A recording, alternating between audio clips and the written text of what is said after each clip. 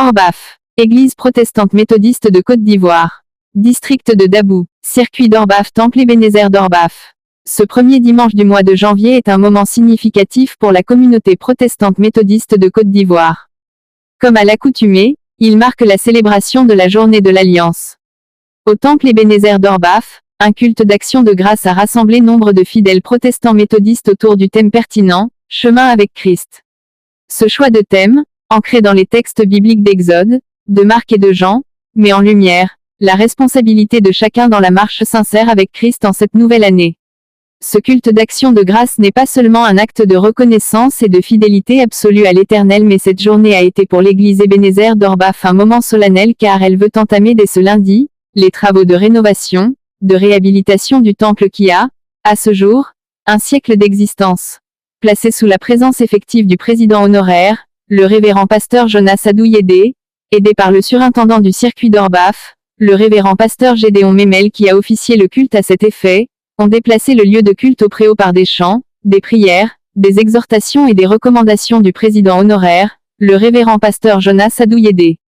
La présence et la participation des chorales liturgiques Ebenezer 1 et Ebenezer 2 ont ajouté une dimension festive et spirituelle créant une atmosphère de joie et de communion.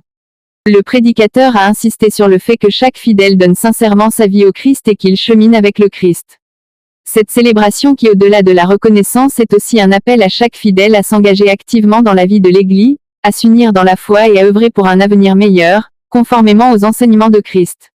C'est un moment fort qui rappelle l'importance de notre mission collective et individuelle dans la propagation de la foi méthodiste en Côte d'Ivoire. Que nous situons le peuple de Dieu par rapport à l'acte que nous venons de poser. Nous avons transporté le tabernacle d'un lieu à un autre lieu. Exactement comme les enfants d'Israël, lors de leur pérégrination, transportaient le tabernacle. Vous savez, les païens qui habitaient les lieux à l'époque avaient des dieux.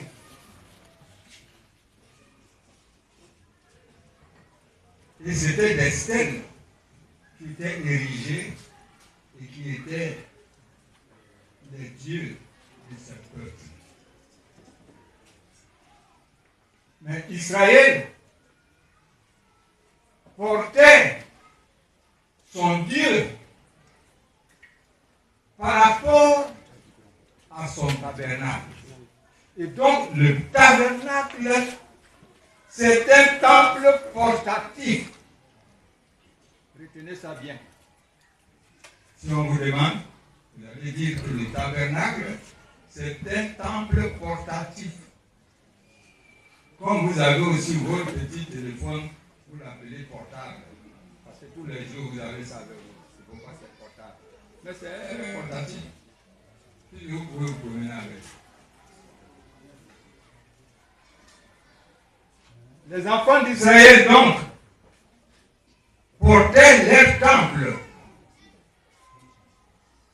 Nous avons essayé de reproduire avec la table qu'on appelle la table des peuples.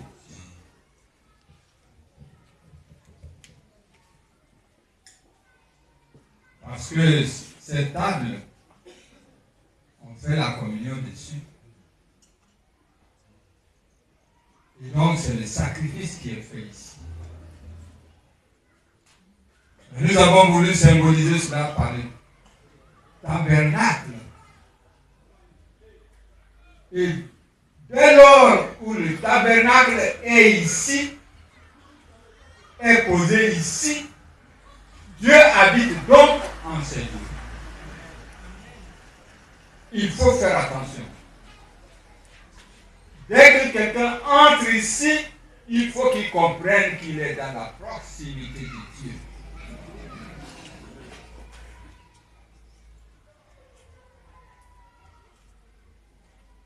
Ce lieu devient donc un lieu saint. Ah oui, avant le 1er janvier, il y a des gens qui ont eu des mailles à partir avec leurs frères ou leurs sœurs. S'ils sont entrés ici, c'est terminé. Leur parole là, c'est fini. Sinon, c'est un bagage qui transporte. Bon, vous savez, là où on passe pour entrer dans le royaume, c'est petit. La porte là, c'est petit. On ne prend pas bagage.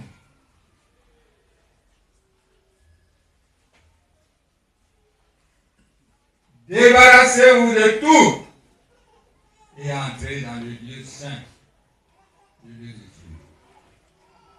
Vous savez, le tabernacle était divisé en 3 parties.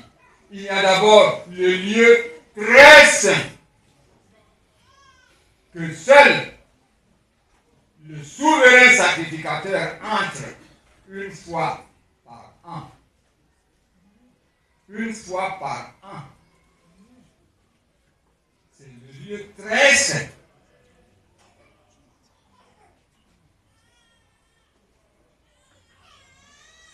Après ce lieu, il y a un rideau. On ne voit pas ce qui se passe là-bas. Mais qu'est-ce qu'il y a des gens là-bas? C'est l'arche. L'arche de l'Éternel. Maintenant, Dieu vient le lieu saint, où tous les hommes de Dieu viennent s'asseoir. Comme ici. Après ça, il y a un rideau. Et après le rideau, vient le parvis, où le peuple s'assoit et on fait les sacrifices.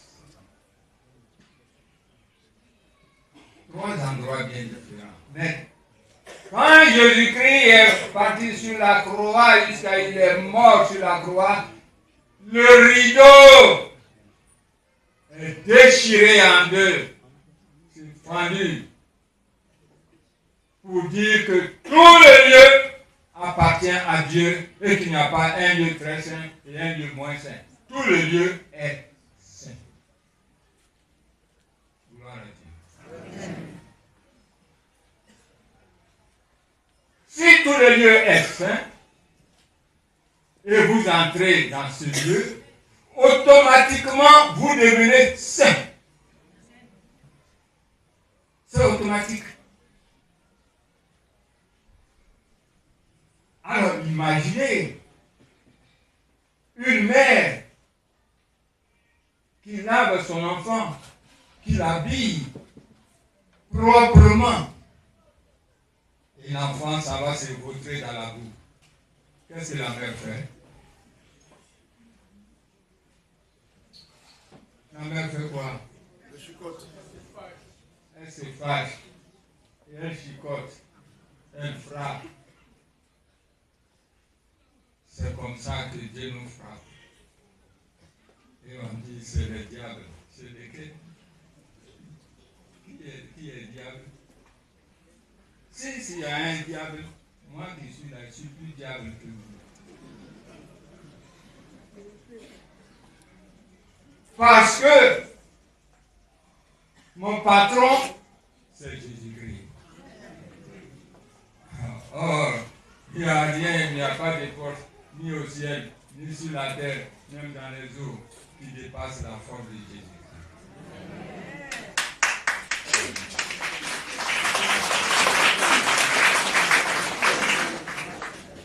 Chers amis, dès ce matin, vous êtes tous des saints. Il faut que vous acceptiez ça. Celui qui ne rentre pas dans la sainteté de Dieu, il ne faut pas qu'on dise que je n'ai pas été prévenu. Vous êtes des saints. Conduisez-vous alors comme les enfants du Très-Haut. Conduisez-vous de cette manière, surtout au moment où vous vous apprêtez à bâtir la maison de Dieu. Et vous savez que Dieu n'habite pas dans ce qui est fait de main d'homme. C'est-à-dire, tant que ton cœur n'est pas attaché, Dieu n'est pas là. Attention. Attention. C'est un grand acte que nous venons de poser. Les gens croient qu'on se promène seulement. Oui, on a fait place. Oui, les gens sont venus travailler. Oui, on a pris la place. Mais vous avez pris la place de qui? C'est pas l'école du dimanche. Hein? C'est pas la place de l'école du dimanche. Alors qu'est-ce que la Bible dit? Que le royaume de Dieu c'est pour qui? Ah bon. D'accord. Vous avez pris les places, hein? Vous êtes dans le royaume, hein?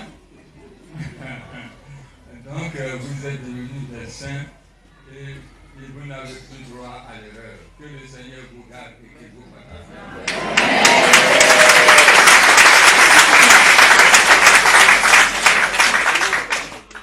Un chant. Nous allons passer à l'invocation et à l'adoration. Je lève les yeux.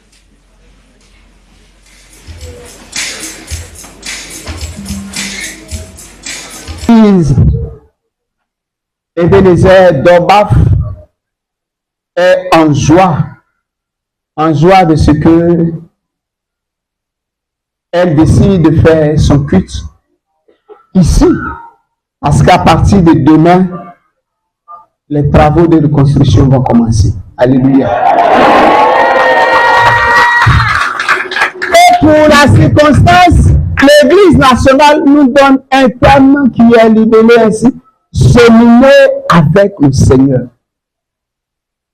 Si on veut prendre une tradition terre à terre, cheminer, c'est se mettre ensemble pour marcher.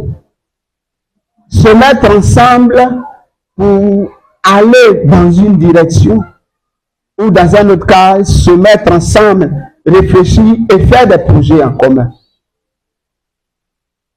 Mais le thème nous dit qu'il faut cheminer avec le Seigneur. Ça veut dire que il y a cheminement et puis il y a cheminement.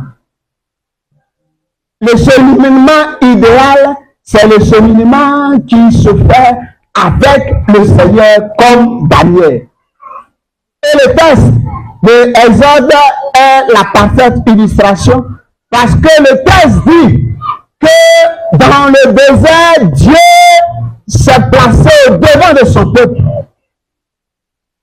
Dans la nuit, il se révèle au travers de la lumière, mais dans la journée, dans une nuit. Mes frères et mes sœurs, en ce début d'année nouvelle, au travers de ce texte-là, Dieu invite tout un chacun de nous à cheminer avec lui. Parce que lorsque nous cheminons avec lui, nous avons la certitude que nous allons arriver à destination. Avec Dieu, la destination, elle est certaine. Mais si le cheminement ne fait pas avec Dieu, ou sans Dieu, c'est sûr que nous allons rater notre objectif. Puisse Dieu nous y aider, au nom du Père, du Fils et du Saint-Esprit. Amen.